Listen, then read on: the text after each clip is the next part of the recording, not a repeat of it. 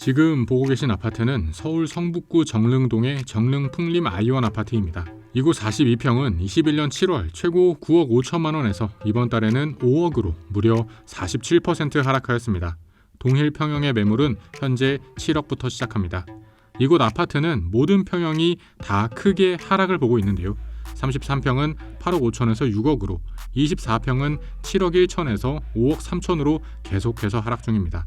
정릉동은 저렴한 가격에 서울 아파트를 마련할 수 있다는 장점, 우이신설선이 지난다는 교통 호재에 전국의 갭 투자자가 관심을 가졌던 입지이지만 북한산을 끼고 있어 구릉지가 많다는 점, 인접한 기름 뉴타운도 가격이 눌려있다는 점 때문에 전고점 회복을 못하고 있는 상황입니다. 이른바 노도강으로 불리는 노원구, 도봉구, 강북구는 전국의 갭 투자자들이 서울로 몰리면서 저렴한 투자처를 찾다 보니 주목을 받게 된 입지입니다. 성북구 정릉동 역시 가장 싼 가격에 서울 아파트를 살 수 있다는 메리트가 있었고, 지도상으로 보면 우이신설선도 다니니까 어느 정도 역세권 효과도 볼 수 있겠다고 생각하실 수 있습니다.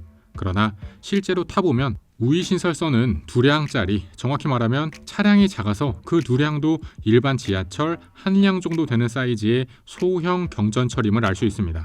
물론 버스보다는 낫겠지만 일반 지하철의 역세권 효과를 기대하기는 어렵습니다. 그나마 정릉동 중에서는 정릉 1동이 기름동의 기름 뉴타운과 가깝다는 이유로 가장 가격이 높게 형성되어 있고, 정릉 3, 4동은 그에 못 미치는 수준입니다.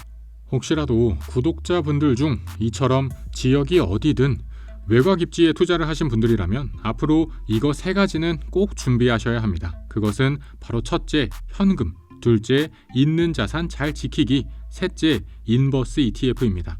결국 모든 거래는 현금으로 이루어집니다. 기업도 현금이 없으면 흑자 도산을 합니다. 호황일 때는 모르지만 위기일수록 강한 것이 현금입니다. 그리고 있는 자산을 잘 지켜야 합니다. 어차피 1주택은 오르면 같이 오르고 떨어지면 같이 떨어집니다. 자동차로 따지면 중립 상태입니다. 부동산은 사고 파는데도 큰 돈이 들어가니 1주택자라면 위기가 온다고 굳이 있는 집 팔 필요는 없습니다. 그리고 마지막, 인버스 ETF입니다. 인버스는 경제가 안 좋아질수록 가격이 오르는 주식입니다.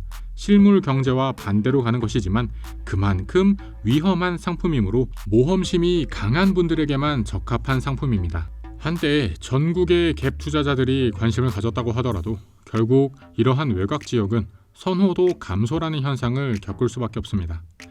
그리고 이것은 우리나라가 마주한 인구 감소라는 미래와도 무관하지 않습니다. 인구 감소는 먼 미래의 일이 아닙니다. 지금의 출산율 감소는 우리가 전에 겪어보지 못한 수준이며 전 세계가 처음 보는 수준의 압도적으로 급격한 수준입니다. 우리 사회, 세계의 사회는 이러한 급격한 인구 감소와 그에 따른 사회 변화를 겪어본 적이 없습니다. 대한민국 인구 감소가 아니라 대한민국 멸종이라고 부르는 것이 적절해 보이는 수준입니다. 몇몇 분들은 집값 떨어질 때마다 인구 이야기는 매번 나오던 레퍼토리라고 단순하게 치부할 수도 있습니다. 물론 인구 감소가 하루 이틀 이야기는 아니다 보니 그것도 틀린 말은 아닙니다. 그러나 최소한 준비는 하고 있자라는 말씀을 드리고 싶습니다. 통계청의 자료에 따르면 청년들이 결혼을 하지 않는 이유는 결혼 자금 부족이 33.7%로 1등, 결혼의 필요성을 못 느낌이 17.3%입니다. 결혼의 필요성을 못 느끼는 것은 개인의 마음이니 그럴 수 있다 치더라도 결혼 자금 부족은 생각해볼 필요가 있습니다. 결혼 자금은 결국 신혼집 마련이 가장 큰 비중일 것입니다.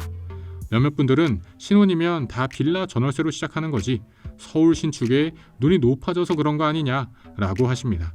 그러나 우리가 열심히 살고 사회를 발전시키는 이유가 점점 더 나은 삶을 위한 것인데 억지로 눈높이를 낮추라는 것도 모순이라고 생각합니다. 심지어 결혼을 하더라도 자녀를 가질 필요가 없다고 생각하는 비율도 53.5%입니다. 이건 역시도 돈의 문제가 큽니다. 출산휴가, 육아휴직 다녀오면 승진에서 누락되고 인사고과에서 불이익이 있는 분위기가 많았습니다. 사실 많았었습니다가 아니라 여전히 많습니다가 정확한 표현입니다. 그러나 한번 생각해볼까요? 이제는 백날 사무실에 앉아서 컴퓨터 두드리는 사람보다 가정 꾸려서 아이 낳은 사람이 개인과 가정의 행복뿐만 아니라 더 사회를 위하고 경제에 이바지하는 사람입니다.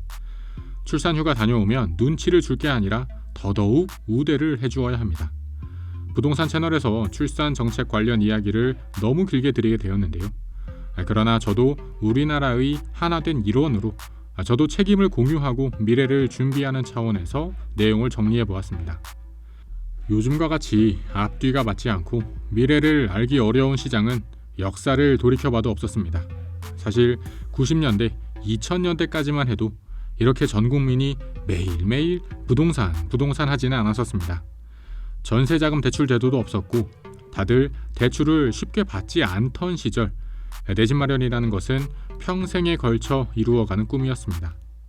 그러나 지금은 어떠한가요?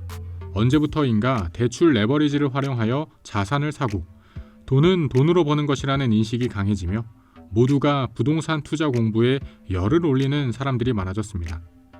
역사적으로 몇 번의 순간이 있었지만 저는 그 흐름의 대전환이 지난 팬데믹 기간에 이루어졌다고 보고 있습니다. 집값의 미래를 예측해 보려면 시간을 거슬러야 하는데 시작은 미국 연준의 돈풀기입니다. 미국은 원래 달러를 계속 찍어냈고 2008년부터 양적 완화를 시작했다고 알려져 있지만 실제 그래프를 보면 코로나 기간 동안의 양적 완화는 상상을 초월하는 수준입니다. 그래서 아무리 금리를 올려도 미국의 소비 심리는 가라앉지 않고 주가 지수도 상승하고 있습니다. 금리 낮은 시절에 고정금리로 받은 미국의 주택담보대출의 연체율은 0%에 가깝습니다. 금리를 올려도 미국의 경제는 단단하니 앞으로도 금리가 내려갈 가능성은 매우 낮아 보입니다. 그렇다면 우리나라는 어떨까요? 세계의 경제는 서로 이어져 있는데 미국이 괜찮으니 우리나라도 버틸만 하겠다고 생각하실 수도 있습니다. 그러나 우리나라의 주담대는 변동금리 비율이 높아서 금리가 오를 때마다 이자 부담이 커집니다. 금리가 오를 때마다 전세와 매매가 휘청하는 것이 이 이유입니다. 어떠셨나요, 여러분? 지금까지 성북구 정릉동 40평대 아파트가 5억으로 하락한 사례를 중심으로 이곳 일대 입지의 간략한 특성과 외곽 지역 가격 하락에 대비할 수 있는 방법들에 대해 알아보았습니다. 현금을 보유하고 있는 자산을 잘 지키는 것이 중요한 때입니다. 인구 감소와 외곽 지역 선호도 하락은 뗄래야 뗄 수 없는 관계이며 당분간은 미국의 고금리가 유지될 가능성이 높으므로 앞으로 우리나라 부동산의 체력에도 계속해서 부담이 가중될 것으로 보입니다. 연말로 갈수록 집값은 2차 조정을 맞이할 가능성이 높아지고 있습니다. 무엇보다도 유동성 축소가 가장 영향이 큽니다. 이번 9월에 정부는 대출 규제 정책을 내놓으며 50년 만기 주담대를 축소하고 특례보금자리론을 중단했으며 변동금리 대출 시 가상금리를 적용하여 대출 한도를 축소하였습니다. 수요자 입장에서는 돈을 빌려야 집을 사는데 대출길이 막혀버린 것입니다. 게다가 금리도 불안합니다. 1년 전 레고랜드 사태를 기억하시나요? 당시 은행채 대출이 막히면서 돈을 끌어모으는 우회 방법으로 단기 고금리 예금 상품이 쏟아졌었는데 그 상품들 만기가 올해 말에 다가옵니다. 그 예금들 다 내주어야 하니 단기 채권 금리가 많이 올랐고 이로 인해 금리 불안이 가중되고 있습니다. 대출은 막히고 금리는 오르는 상황에서 수요가 죽어버리니 집을 더 싸게 살 수 있는 가능성이 높아지고 있습니다. 앞으로도 집값의 향방을 가장 빠르고 정확하게 발로 뛰면서 말씀드릴 수 있도록 하겠습니다. 긴 영상 시청해주셔서 감사드립니다. 영상이 마음에 드셨다면 채널 구독과 영상 좋아요까지 부탁드립니다.